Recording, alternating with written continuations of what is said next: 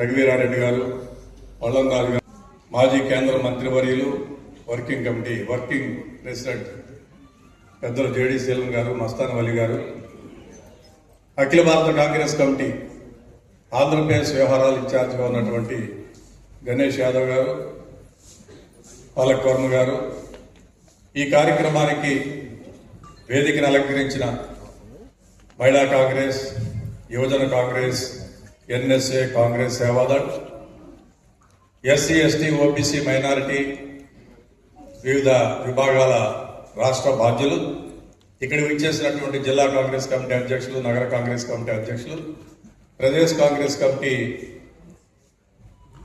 ఉపాధ్యక్షులు, ప్రధాన కార్యదర్శులు, కార్యవర్గ సభ్యులు అందరూ, మరి ముఖ్యంగా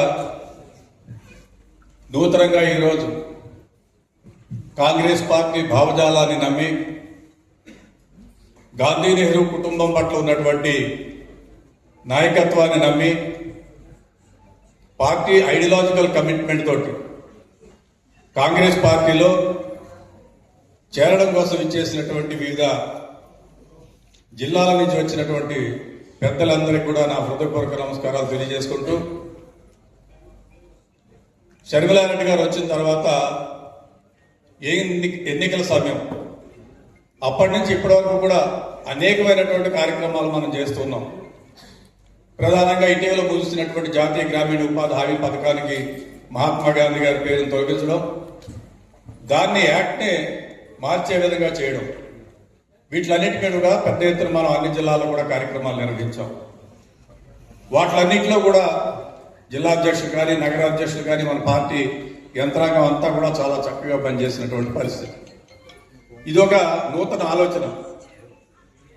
పిసిసి అధ్యక్షుల వారు, ఏఐసిసి ఇన్ఛార్జెస్ ఒక ఆలోచన చేసి వివిధ జిల్లాల్లో ఉన్నటువంటి తటస్థులుగా ఉన్నటువంటి 6 వివిధ రాజకీయ పార్టీలు ఉన్నటువంటి మిత్రులందరినీ కూడా కాంగ్రెస్ ఫోల్డ్లోకి తీసుకోవాలని ఆలోచన చేశారు.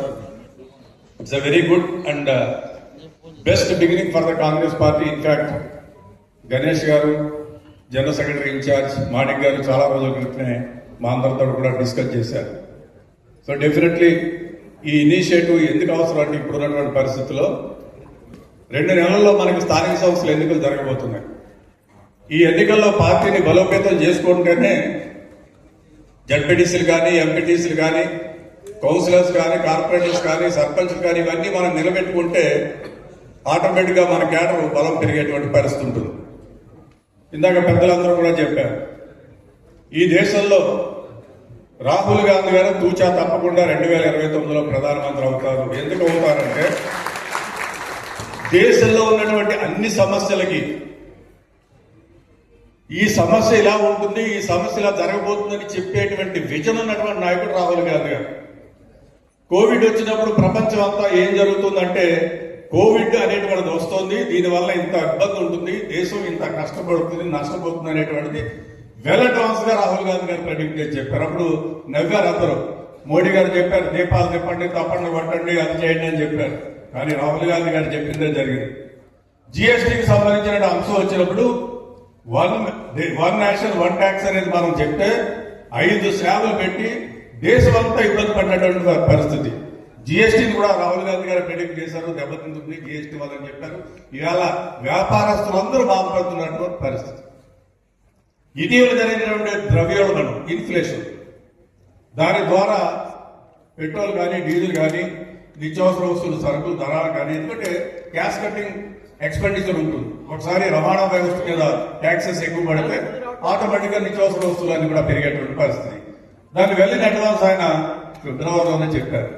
సో ఇవన్నీ చూసిన తర్వాత దేశ ప్రజలకు ఒక విశ్వాసం, నమ్మకం వచ్చింది. రాహుల్ గాంధీ గారే విజనరీ, రాహుల్ గాంధీ గారికి ఈ దేశానికి ప్రధానమంత్రిగా అర్హత ఉంది, నైతిక బాధ్యత ఉంది, ఆయనే చేయగలుగుతారంటే ఆలోచన దేశ ప్రజలందరికీ వచ్చింది. ఎందుకంటే మనం అనేక రాష్ట్రాలకు తిరుగుతూ ఉంటాం.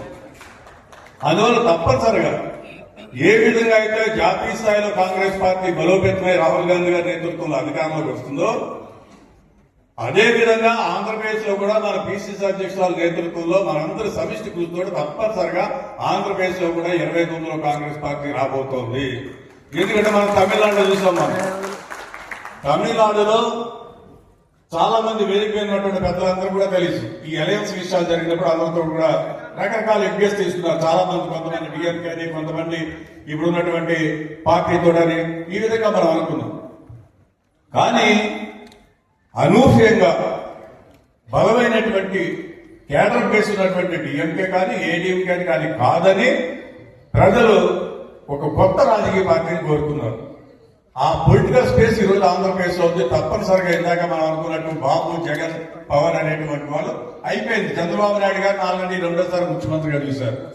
జగన్మోహన్ రెడ్డి గారిని ఒకసారి చూసి 40% ఓట్లు వచ్చినా 11 సీట్లకు పరిమితం చేశారు. ప్రజలు ఫెడ్అప్ అయిపోయారు. ప్రజలందరూ గ్రామాలు అనుకున్నారు కాంగ్రెస్ పార్టీ బాగుంది, కాంగ్రెస్ టైంలోనే ఇందిరమ్మ అనేటువంటి కాన్సెప్ట్ పెట్టాం, కాంగ్రెస్ టైంలోనే శాచురేషన్ పథకాలు ఇచ్చాం, కాంగ్రెస్ టైంలోనే రాజీవ్ ఆరోగ్యశ్రీ ఇచ్చాం, జాతీయ గ్రామీణ ఉపాధి హామీ పథకం కానీ, రైట్ ఇన్ఫర్మేషన్ కానీ, రైట్ టు ఎడ్యుకేషన్ కానీ, ఫుడ్ సెక్యూరిటీ యాక్ట్ కానీ, ఒక రైట్ బేస్డ్ పాలిటిక్స్ అనేటువంటిది శ్రీమతి సోనియా గాంధీ గారు, మన్మోహన్ సింగ్ గారు, రాజశేఖర రెడ్డి గారు ఏర్పాటు చేశారు. సో ప్రజలందరూ మన ఆశీర్వదించడానికి సిద్ధంగా ఉన్నారు. తప్పనిసరిగా మనందరం కలిసి కట్టుగా పనిచేస్తే ఈ రాష్ట్రంలో తిరిగి కాంగ్రెస్ పార్టీ అధికారంలోకి రాబోతుంది. తప్పనిసరిగా మనందరం కూడా దాంట్లో భాగస్వాములుగా ఉంటామని చెప్పి తెలియజేసుకుంటూ, ప్రతి మనిషి కూడా పాజిటివ్ యాంగిల్లో ఉండాలి ఎప్పుడు కూడా. సో డెఫినెట్ గా very good initiative by our president and our AICC team and all the coordinating team. I want to thank and congratulate you for putting all the efforts. Thank you very much for giving me the opportunity. Jai Hind, Jai Congress.